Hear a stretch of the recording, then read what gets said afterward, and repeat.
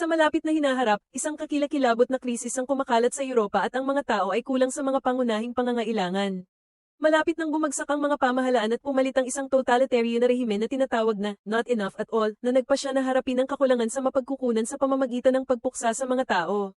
Una nilang pinapatay ang mga matatanda at pagkatapos ay pinupuntirya nila ang mga buntis na kababaihan at mga bata. Ang ilang mga bansa tulad ng Ireland, Iceland, at Norway ay nagawang pigilan ng masaker at sumasalungat sa rehimen, kaya maraming tao ang tumatakas sa mga lupaing iyon. Kabilang sa mga taong ito ay si Nico at ang kanyang buntis na asawang si Mia. Isang gabi, dinala sila ng isang smuggler sa lokal na daungan, kung saan tumakbo sila sa gitna ng mga lalagyan upang makahanap ng paraan upang makatakas. Kapag nakaharang ang isang aso sa kanilang danaraanan, iba ang direksyon nila at maingat na magtago mula sa mga ilaw ng helicopter. Naririnig nila ang pag-aresto ng mga pulis sa ilang runner, ngunit nalampasan nila ang mga ito at nakahanap ng isa pang smuggler na humihingi ng karagdagang pera.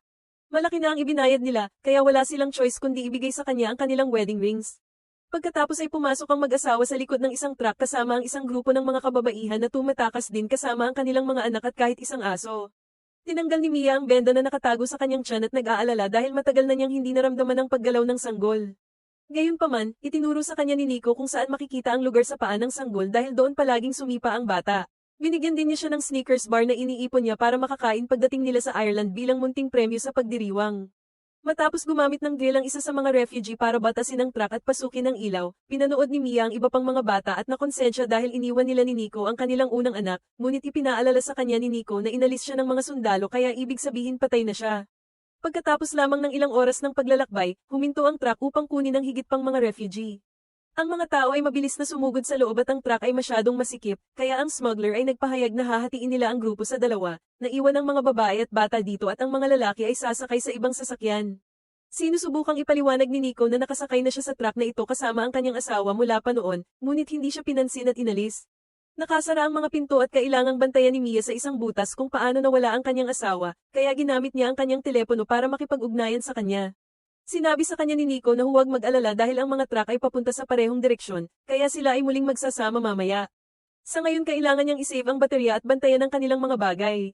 Habang patuloy na naglalakbay ang truck, pinagmamasdan ni Mia ang labas ng mundo sa pamamagitan ng butas, na nababagabag ng karahasan sa bawat sulok, pinapatay ng mga sundalo ang mga manggugulo ng walang awa at dinadala ang mga babae sa mga kulungan na parang mga baka. Maya-maya, huminto ang truck pagdating nila sa isang checkpoint at lahat ng babae ay nagmamadaling magtago sa likod. Ang driver ay nagpapakita ng mga papeles upang ipakita na siya ay nagdadala ng kargamento, ngunit binuksan ng mga sundalo ang truck upang suriin pa rin. Sa unang tingin, ilang kahon lang ang nakikita nila dahil nagtatago ang mga refugee sa likod ng peking pader. Gayunpaman ang pinuno ay kainahinala at pinapasok ang isa sa kanyang mga tauhan sa loob, na hinihiling sa kanya na pumunta hanggat maaari at barilin sa gilid ng dingding. Ginawa ito ng lalaki at sa pamamagitan ng makita ang pagkakaiba sa distansya, masasabi ng pinuno na mayroong isang nakatagong kompartimento, kaya pumasok siya sa loob kasama ang isang grupo ng kanyang mga sundalo at hiniling na lumabas ang mga babae. Sa takot sa pinakamasama, umakyat si Mia sa ibabaw ng mga crates bago buksan ng isa sa mga babae ang peking pader. Agad siyang pinatay ng pinuno at ang iba pang mga sundalo ay nagpaputok upang patayin ang buong grupo habang si Mia ay tumalsik ng kanilang dugo. Sa pagtatapos, ang tanging nakatayo ay ang aso at isang maliit na bata. Ang aso ay makakatakas, ngunit sinisigurado ng mga sundalo na papatayin din ang bata. Pagkaalis nila, umiyak si Mia at nagpadala ng mensahe sa kanyang asawa na sinasabing magtago siya. Makalipas ang ilang oras, ang truck ay nakarating sa isa pang daungan at ang lalagyan ay inilipat upang dalhin sa isang barko.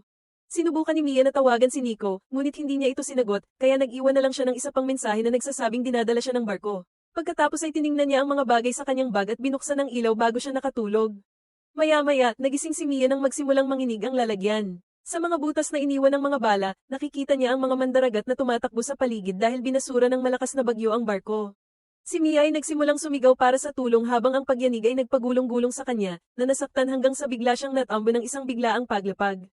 Ilang sandali pa, nagising si Mia at nadiskubreng pumapasok ang tubig sa lalagyan sa pamamagitan ng mga butas. Nang tumingin siya sa labas, natuklasan niyang lumubog ang barko at ngayon ay lumulutang na sa gitna ng dagat ang lahat ng lalagyan kasama ang kanya. Nagsimula siyang magpanik at sinubukang tawagan si Nico, ngunit nabasag ang kanyang telepono at hindi ito gumagana. Pagkatapos ay sumubok siya ng dagdag na teleponong dinala niya sa kanyang bag, ngunit hindi niya alam ang password para gumana ito. Matapos suriin kung maayos ang sanggol, napansin ni Mia na patuloy na pumapasok ang tubig sa lalagyan, kaya sinimulan niyang buksan ang mga crates upang maghanap ng magagamit niya.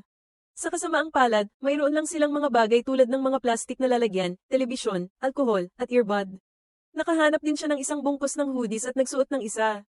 Pagkatapos tumingin sa paligid, sinimulan niyang kunin ang lahat ng bagay na nahulog mula sa kanyang bag, kabilang ang ilang tape at isang Swiss Army knife.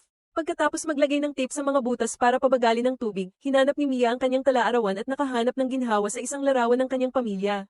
Bigla siyang nakarinig ng ilang hiyawan at tumingin sa butas nang mapansin ang isang lalagyan na dahan-daang lumulubog kasama ng mga tao sa loob. Isang desperadong Mia ang nagsimulang sumigaw sa pangalan ni Nico at inilagay ang kanyang SIM card sa gumaganang telepono, ngunit hindi kinuha ni Nico at lumubog ang lalagyan, kaya nasira si Mia. Sa susunod na ilang oras, patuloy na sinusubukan ni Mia ang telepono nang walang pakinabang. Pagsapit ng gabi, hinawakan niya ang kutsilyo dahil iniisip niyang tapusin ang mga bagay, ngunit bigla niyang naramdaman na gumalaw ang sanggol. Nagpa siya si Mia na mabuhay para sa sanggol at natulog habang naririnig ang mga balyena na kumakanta sa labas.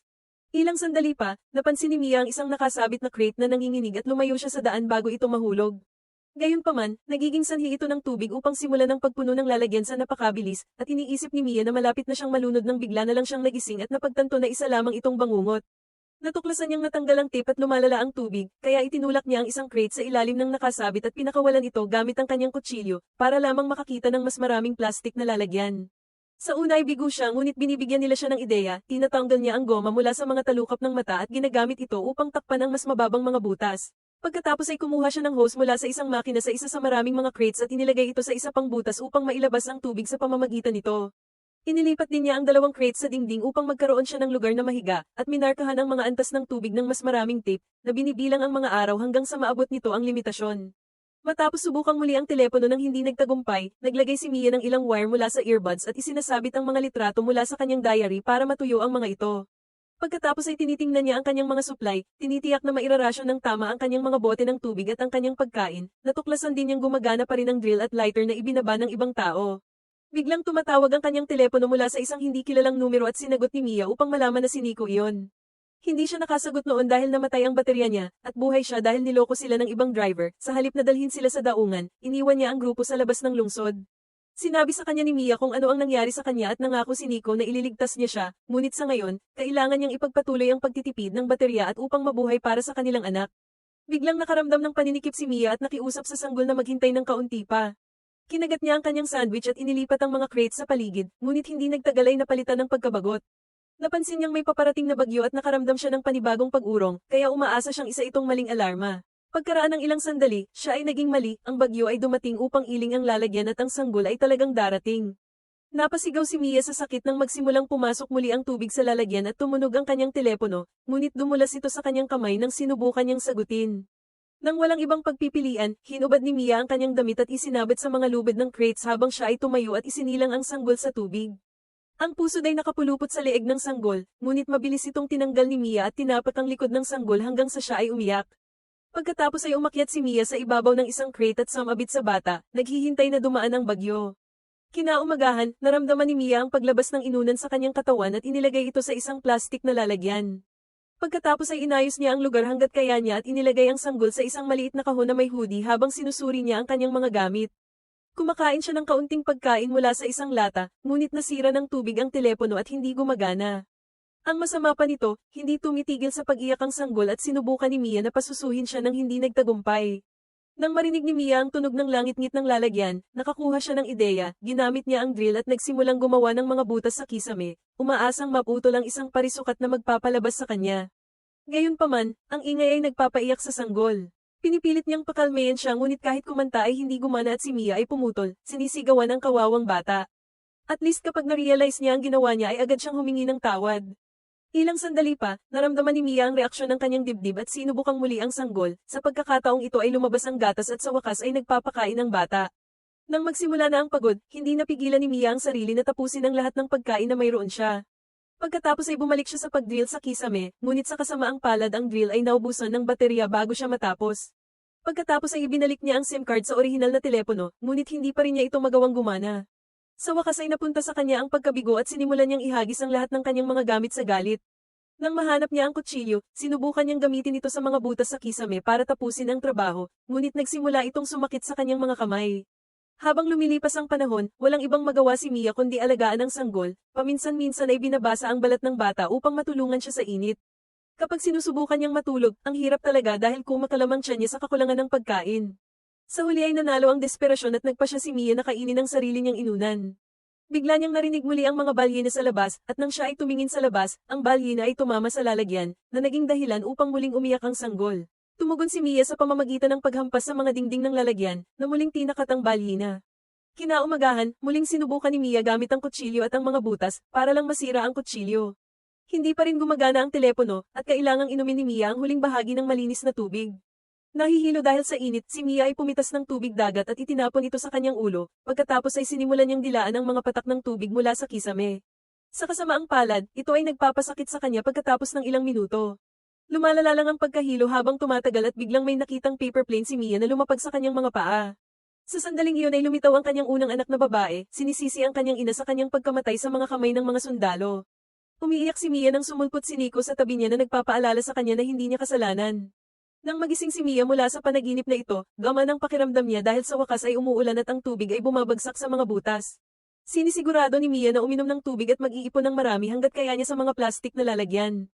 Hinahawakan din niya ang lata, ngunit kapag nabasag ang takip, nakakuha siya ng ideya. Ang lubid mula sa mga crates ay inilalagay sa mga butas sa kisame at nagsimulang humila pababa si Mia hanggang sa tuluyang mabuksan ang isang butas na nagpapahintulot sa sinag ng araw sa loob. Pagkatapos, umakyat si Mia sa ibabaw ng lalagyan at kinumpirma na walang lupang nakikita. Siya at ang sanggol ay natutulog doon upang makalanghap ng sariwang hangin at kapag oras na para palitan ng sanggol, inihagis ni Mia ang maruming hoodie sa tubig. Naaakit nito ang atensyon ng isang bungkus ng isda, kaya nagmamadaling kumuha si Mia ng ilang lubid at isang piraso ng metal para subukan ang pangingisda. Kahit anong pilit niya, hindi siya makakatama ng kahit isang isda. Pagkatapos niyang sumuko, bigla niyang napansin ang isang eroplanong lumilipad at agad na sumugod sa lalagyan upang basagin ang isang telebisyon at kumuha ng isang piraso ng screen nito. Pagkatapos ay umakyat siya pabalik, ngunit sa kanyang pagmamadali, hindi sinasadyang sumakit ang kanyang binti. Hindi pinapansin ng sakit sa ngayon, ginagamit niya ang piraso ng screen upang ipakita ang sikat ng araw, ngunit hindi siya nakita ng eroplano at umalis. Isang bigong Mia ang bumalik sa loob ng lalagyan at gumamit ng ilang wire at maliliit na piraso ng metal upang tahiin ang kanyang sugat. Ito ay isang napakasakit na proseso kaya sinusubukan niyang gawing mas madali ito sa alkohol. Pagkatapos ay nakita niya ang daan-daang earbud at nakakuha ng isa pang ideya, gamit ang mga wire, nagsimula siyang gumawa ng lambat.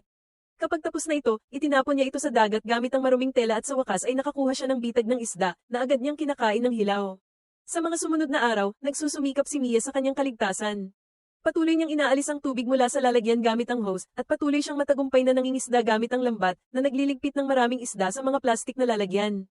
Kumuha din siya ng mga papel mula sa kanyang tala-arawan upang magsulat ng isang bungkus ng mga tala ng SOS at inilagay din ang mga ito sa loob ng mga lalagyan, na itinapon niya sa dagat nang may pag-asang may makakita nito. Isang hapon, ipinakita ni Mia sa sanggol ang lahat ng larawan ng pamilya at nagpa siya na pangalanan ang bata na Noah pagkatapos ng kanyang lola, na siyang pangalang gusto ni Nico. Ipinakita rin niya sa kanya ang isang larawan ng kanyang kapatid, ibinahagi ang kwento kung paano siya kinuha ng mga sundalo at kung paano pa rin niya sinisisi ang kanyang sarili para dito. Kinagabihan, napansin ni Mia na nilalamig si Noah, kaya gumamit siya ng kaunting alak at lighter para magsunog. Sa kalagitnaan ng gabi, may narinig si Mia na tumama sa dingding at lumabas siya upang matuklasan na ito ay isang lalagyang plastik lamang. Sa sandaling iyon ay nagsimulang magring ang kanyang telepono at natutuwa siyang marinig ang boses ni Nico, ngunit sa kasamaang palad ay mayroon itong masamang balita. Sinubukan niyang magnakaw ng bangka, ngunit nakita siya ng mga sundalo at nabaril. Sa ngayon ay nagtatago siya, ngunit unti-unti na siyang dumudugo at wala na siyang mahabang oras. Tumawag si Nico para magpaalam at mangako kay Mia na mabubuhay siya, kaya inilagay ni Mia ang telepono sa tabi ni Noah para makausap niya ito at marinig ang kanyang mga cute na ingay. Matapos sabihin ni Mia at Nico sa isa't isa ng mahal kita, namatay ang kanyang baterya at pinapatay ng hangin ang apoy habang siya ay umiiyak. Pagkatapos ay ipinahayag na si Mia ay mayroon pa ring Snickers bar na iniipon niya para sa pagtatapos ng kanyang paglalakbay gaya ng ipinangako. Sa araw na 26, malapit na itong mawala ni Mia. May mga drawing at rants sa mga papel na nakatip sa lahat ng dingding ng lalagyan, na malapit nang maabot ang limitasyon ng tubig kaya't si Mia at ang sanggol ay nakatira ngayon sa ibabaw nito. Ginagamit din ni Mia ang crate wood, ang mga plastik na lalagyan, at ang lubid upang pagsamahin ng isang bolsa. Biglang gamapo sa lalagyan ng isang sigol para kunin ang ilan sa kanyang mga isda at nagbibigay ito ng pag-asa kay Mia dahil ibig sabihin ay malapit na sila sa lupa. Kinagabihan, nagawa ni Mia na magsimula ng bagong apoy at naghanda ng layag para sa kanyang bolsa. Bigla siyang nakarinig ng ingay sa loob ng lalagyan at napagtantong lulubog ito sa lalong madaling panahon, sumisid si Mia upang kunin ang lahat ng kanyang mga larawan. Nakikita rin niya ang Snickers bar sa loob ng isang plastik na lalagyan, kaya nakipagsapalaran siya at pumasok pa sa loob para kunin ito. Habang itinutulak ng tubig ang bolsa palayo kay Noah, ang paa ni Mia ay nasabit ng ilang lubid, kaya nagpupumiglas siya dito habang sinusubukang hindi malunod.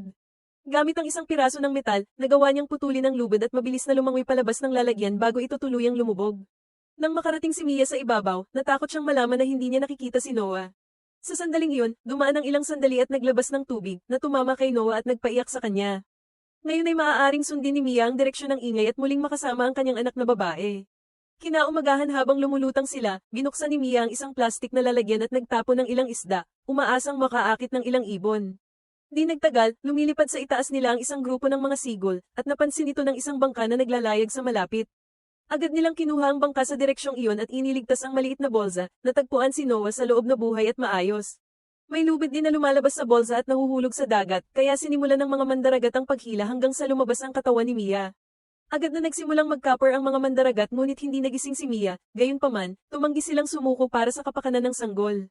Pagkatapos ng maraming pagsikip sa dibdib, sa wakas ay nagiyak si Mia, at ibinigay ng mga mandaragat ang sanggol sa kanya bago gumamit ng radyo para humingi ng tulong. Ilang sandali pa bago napagtanto ni Mia na ligtas na siya at nang tumingin siya sa abot tanaw, nakita niyang papalapit na sila sa Ireland, ibig sabihin, makukuha niya ang bagong buhay na gusto niya.